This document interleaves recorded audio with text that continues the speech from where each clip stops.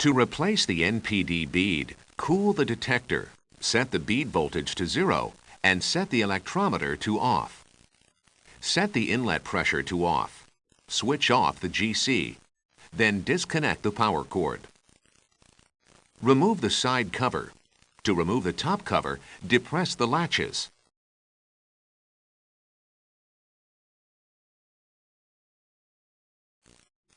Disconnect the cable.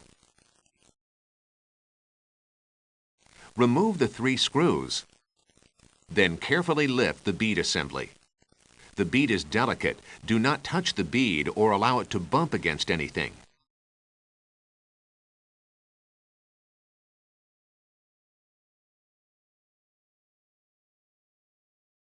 When replacing the bead, load the screws.